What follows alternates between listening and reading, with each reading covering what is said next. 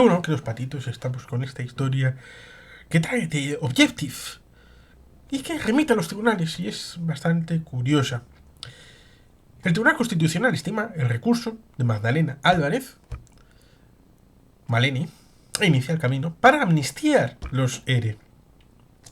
Parece que The Objective ya adelantó la decisión tras acceder al informe de la ponente, la magistrada Inmaculada Montalbán. Francia Gato nos informa que el Tribunal Constitucional ha concedido amparo a Magdalena Álvarez. El Pleno del órgano ha estimado parcialmente el recurso de amparo de la exministra socialista contra la sentencia del caso ERE, por la que fue condenada a 9 años de inhabilitación por prevaricación continuada. La Corte de Garantías estima que los tribunales sancionadores deben redactar una nueva sentencia que reduzca la condena tras vulnerarse el derecho a la legalidad penal.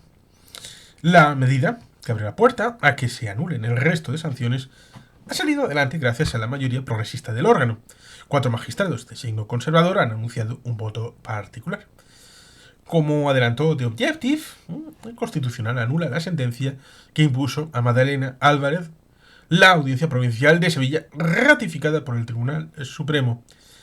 Y es una historia de que un informe del Tribunal Constitucional allana el camino para anular las sentencias de los ERE y amnistiar a Griñán. Y es que el gobierno podría no tener que indultar al expresidente de la Junta de Andalucía, José Antonio Griñán, para evitar su ingreso en prisión. Según adelantaron en ese momento fuentes jurídicas a Objective, el Tribunal Constitucional se prepara para anular la sentencia del caso ERE y absolver a los 12 condenados, entre quienes se encuentran 2 expresidentes de la Junta, Griñán y Manuel Chávez, tras la admisión a trámite de los recursos presentados por los condenados a principios del mes de junio del año pasado, 2023. Y es que sobre la trama de los ERE de Andalucía hay bastante tema encima de la mesa.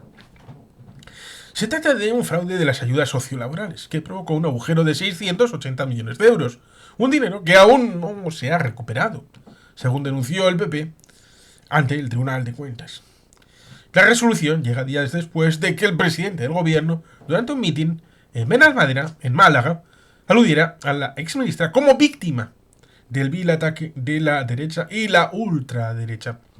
La sentencia, de la que ha sido ponente Inmaculada Montalbán, considera que los tribunales sancionadores han realizado una interpretación y aplicación imprevisible del delito de prevaricación, prohibida por el derecho de la legalidad penal garantizado el artículo 25.1 de la Constitución. Además, advierte que el artículo 404 del Código Penal tipifica como delito a las autoridades o funcionarios públicos, a sabiendas de su injusticia, dicten resoluciones arbitrarias en un asunto administrativo. Vamos a las cuentas de Maleni, de Magdalena Álvarez. El Pleno Constitucional, de acuerdo con lo sostenido por la Fiscalía, ha estimado que la elaboración de los anteproyectos de ley y su aprobación como proyectos de ley no puede ser constitutiva del delito de prevaricación, motivo por el que fue condenada Magdalena Álvarez. El órgano de garantías considera que los tribunales sancionadores desconocen el papel del Parlamento andaluz, que fue quien, a propuesta del gobierno regional, aprobó el nuevo sistema de presupuestación de las ayudas sociolaborales a través de las leyes de presupuestos. Los letrados adscritos a la magistrada ponente ya asumieron en su informe las tesis de la defensa de los expresidentes de la Junta, Manuel Chávez y José Antonio Griñán, y el resto de condenados por la trama de corrupción del PSOE de Andalucía.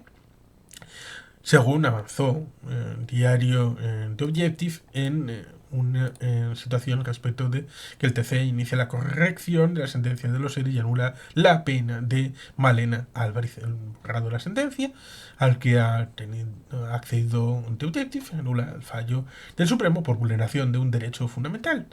Y es que, el Tribunal Constitucional pretende anular la sentencia del Tribunal Supremo sobre la trama de los ERE de Andalucía, según se plasmó en el informe de los letrados adscritos a la magistrada ponente Inmaculada Montalbán, al que se tuvo en acceso exclusivo de Objective, y en el que se asumían las tesis de la De la defensa de los expresidentes de la Junta, Manuel Chávez y José Antonio Griñán, y el resto de los 12 condenados por la trama de corrupción del PSOE de Andalucía, la primera que elevó un recurso de amparo al Tribunal Constitucional contra esta sentencia fue la exconsejera de Hacienda y exministra Magdalena Álvarez, y que es la primera a la que el Tribunal de Garantías dará la razón corrigiendo la sentencia de la Audiencia Provincial de Sevilla en 2019, ratificada por el Tribunal Supremo de 2022.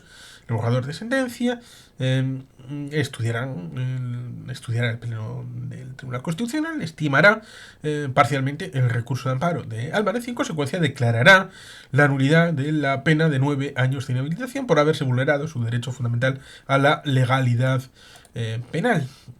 La primera que elevó un recurso de amparo, por lo tanto, será esta exconsejera de Hacienda, Magdalena Álvarez.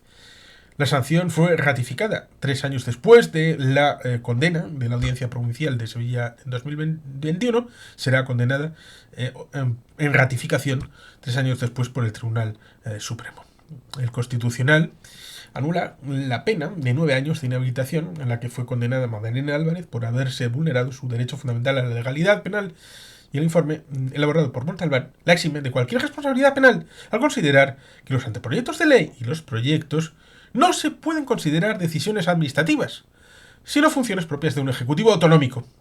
La ministra socialista fue la encargada de elaborar los presupuestos que luego aprobó el Consejo de Gobierno.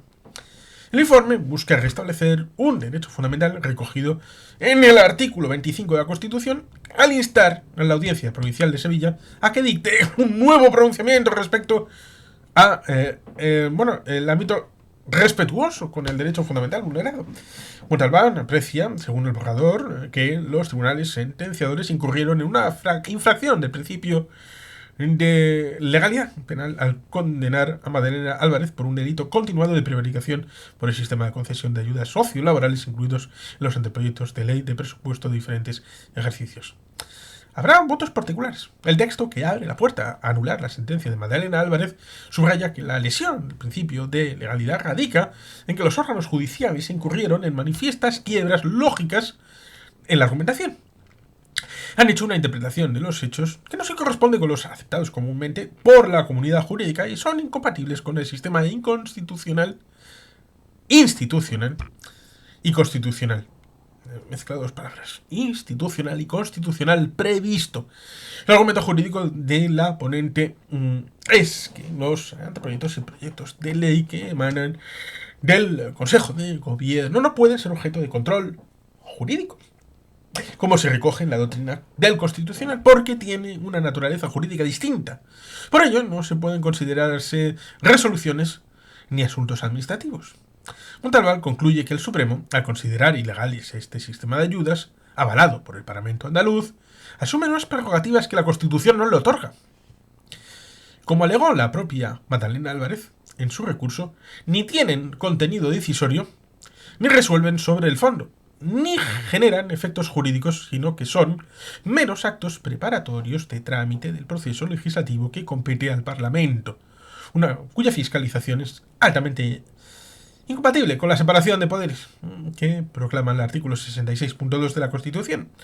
Los magistrados Ricardo Enrique, César Tolosa, Enrique Arnaldo y Concepción Espejel han anunciado un voto particular al entender que el recurso debió ser desestimado porque la condena a la ex consejera andaluza no vulneró su derecho a la legalidad penal.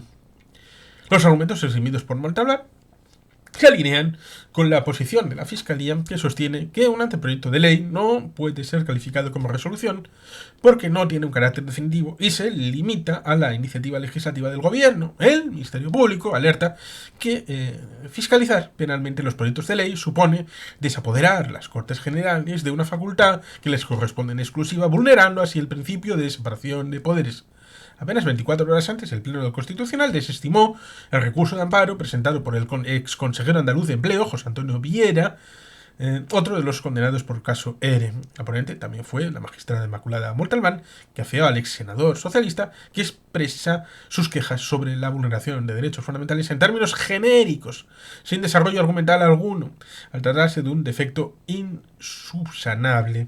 La Corte de Garantías cerró la posibilidad de anular su pena de 7 años de prisión. Por tanto, este es un tema vidrioso. Un tema vidrioso que hemos tratado de exponer en esta vertiente que puede establecer el camino para, entre comillas, amnistiar, lo cual es una derivada que es bastante interesante de mencionar. El tema de los indultos, el tema de las amnistías, viene sobre todo ligado al tema de Cataluña y a una vertiente y una beta que tiene bastante relación entre Andalucía y Cataluña, porque recordemos el día 4 de diciembre de 1976, la tercera o cuarta ciudad más importante de reivindicación del hecho autonómico de Andalucía fue Barcelona. Por tanto, ojo, cuidado con desde qué lado se establece la relación con las garantías de la autonomía de Andalucía con una cierta vertiente anti-catalana a la hora de establecer esa relación desde Andalucía, hasta el punto de que el Estatuto de Andalucía del año 2006 copia literalmente algunos de los artículos del Estatuto catalán que fueron vetados por el Partido Popular en el caso de Cataluña y que fueron llevados al firmazo de 4 millones de votos anticatalanes, sí, de votos votando contra Cataluña con el firmazo del Partido Popular. Ahí está la hemeroteca, y que evidentemente fueron apoyados graciosamente y con mucho cariño por el Partido Popular en el año 2006 en el caso de Andalucía, y fueron llevados ambos a referéndum con distinto posicionamiento. Y luego la sentencia del Constitucional de 2010 respecto al Estatuto catalán. Pues hay un cierto trasfondo anticatalán en el posicionamiento pro-andaluz, lo cual ciertamente es bastante triste de visualizar. Y que todo este trasfondo tiene que ver con la idea de que si han amnistiado a esos malvados separatistas catalanes, a los nuestros, desde el ámbito del punto de vista de aquellos que lideran el gobierno de España actualmente, que deben de poner toda la carne en el asador para por lo menos hacer un mejoramiento de las vidas de los candidatos a estar bastante tiempo en la sombra. Sobre todo teniendo en cuenta la diferencia bastante curiosa que yo quiero mencionarla, a pesar de que no sea bastante agradecido para mí, bueno, la percepción respecto de lo que yo pueda pensar o no pensar.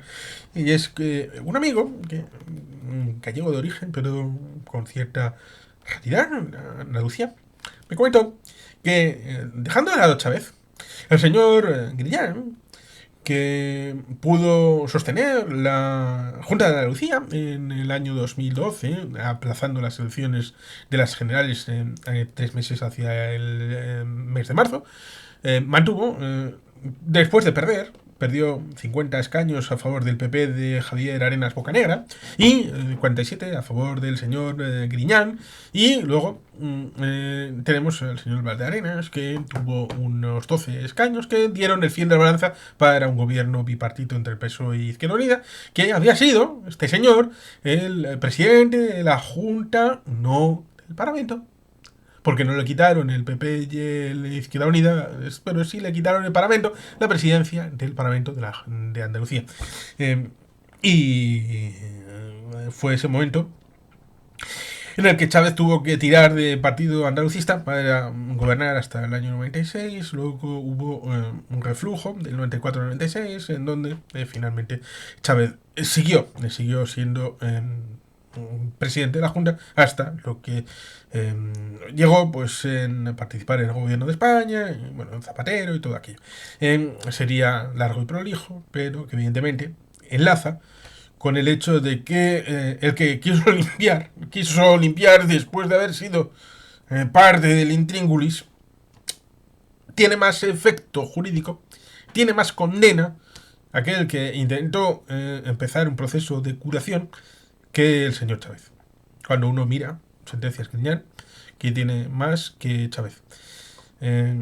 Resulta curioso señalar un pequeño detalle que tiene que ver con Susana Díaz, y es el hecho de establecer un momento para unas primarias internas de partido, en un momento en el que se dice, esto es para la dimisión de Griñán y poner un nuevo presidente. No. Esto es interno para la dirección del Partido Socialista, para que haya una nueva elección y que a partir de ahí se pueda establecer el camino para que cuando se culmine la legislatura pueda establecerse un traspaso ordenado a esta persona que pueda establecerse. Ahí tenemos el caso del alcalde de Jun, tenemos al cual Luis Planas, actual ministro de Agricultura, Ganadería y Pesca, y Susana Díaz. no se permitió participar a nadie, más que a Susana Díaz.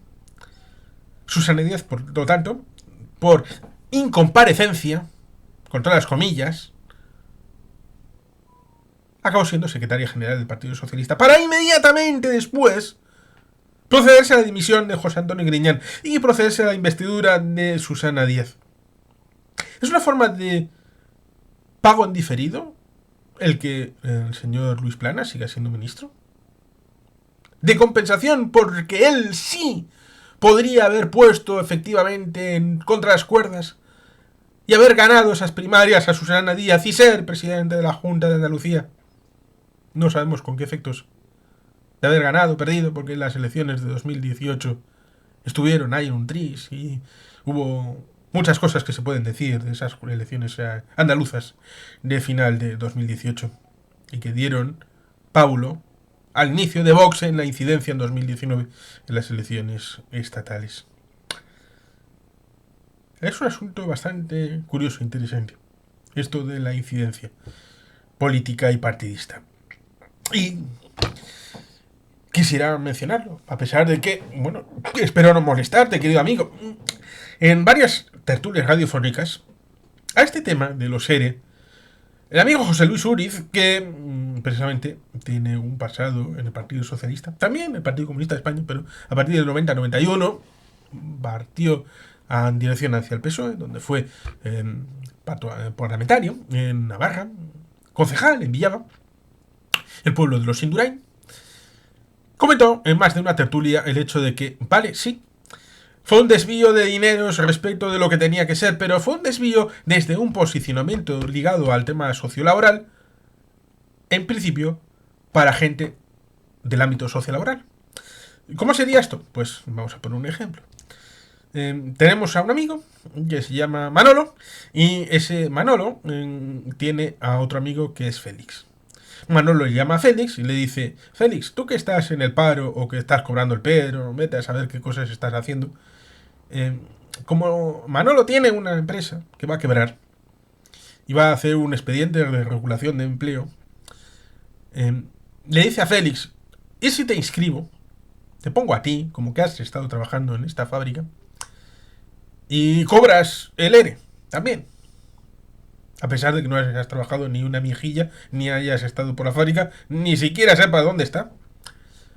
Y, por tanto, conceptualmente, como dice José Luis Uriz, podría establecerse la idea de que no es realmente una misma corrupción como sucede con los casos Gürtel, respecto de la idea de separar de una cosa es cogerse unos dineros para gastarlos a nivel de sobresueldos, o de financiación de campañas con dopaje electoral para el PP de Valencia, para el PP de Madrid, lo cual ciertamente es algo alucinante. Pero claro, si tú estás dando un dinero a cierta gente por no trabajar en el tema de los ERE, dinero que puede llegar de los 680, algunos casos hablan de 3.000 millones en todo el multiverso de los ERE, pues evidentemente esa gente en principio podrá estar tentada, por decirlo suavemente, de votar a quien le ha permitido esa opción vital. Es altamente plausible que esta persona tenga cierta inclinación o proclividad a la hora de votar a quien ha posibilitado que ese ERE se desvíe en dirección a. Por tanto, este desvío de fondos es corrupción, no es corrupción. ¿Hasta qué punto estos emolumentos referidos a los ERE y no a los PER? Los PER están establecidos de manera ordenada en el ámbito jurídico, ¿no? ¿Verdad? Sino en los ERE tendríamos un marco de referencia en el que ha habido problemas con dineros públicos, desvío de fondos. Cierto es que también se puede decir que hubo intereses políticos a través de la judicatura y de la juez instructora, y que en cierta medida se focalizó la problemática tanto en Mercasevilla como el tema de los ERES en dirección hacia un lado en concreto, que es el del Partido Socialista, para encasquetarle toda la problemática. Como diría mi querido amigo Jesús de la Cruz, ha habido una problemática referido al caso Coldo, pero se olvidan que en el caso de la pandemia había algo relacionado con Almería y ciertas instituciones que estaban ligadas al PP, con lo cual, lo mismo que había parientes en el Mercasevilla relacionados aparentemente o presuntamente con Javier Arenas Bocanegra, con lo cual había una vertiente bastante integral, transversal, de ámbitos de corrupción en el caso andaluz, pero que para imaginario colectivo se liga Andalucía, corrupción, PSOE.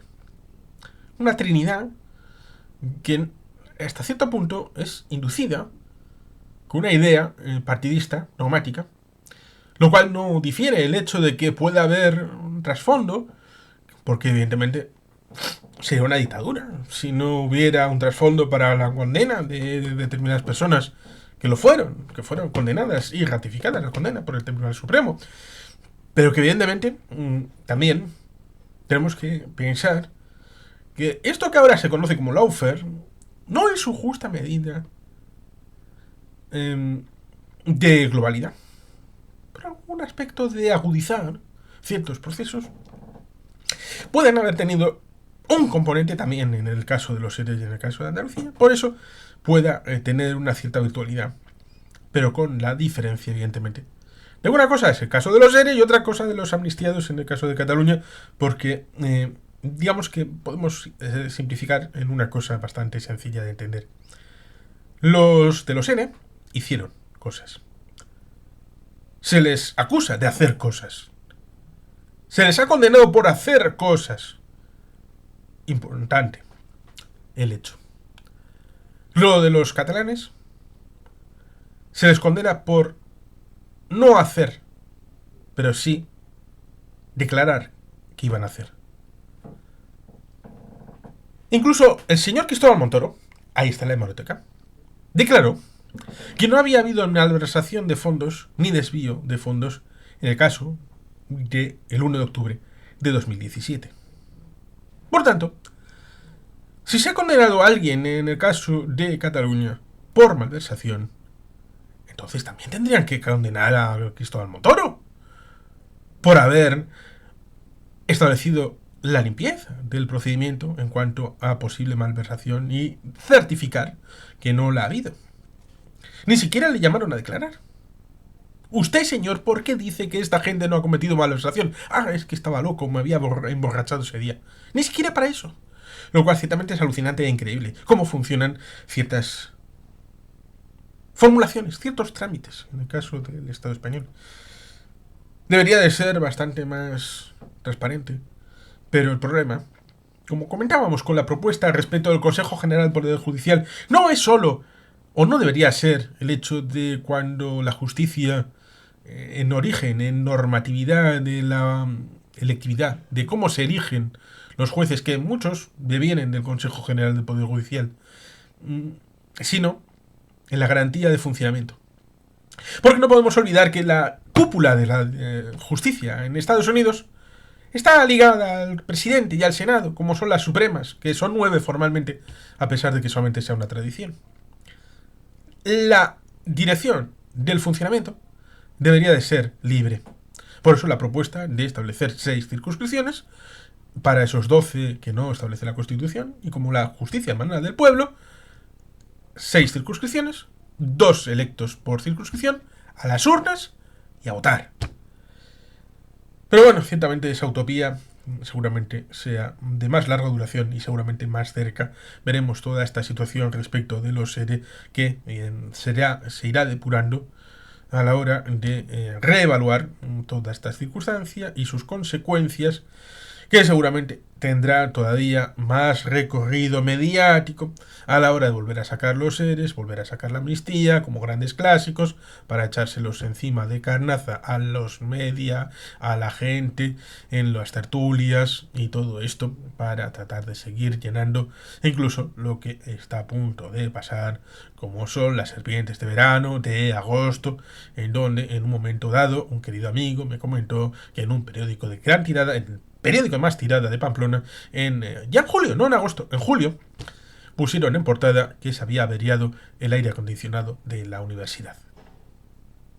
Así estamos y así se lo hemos contado.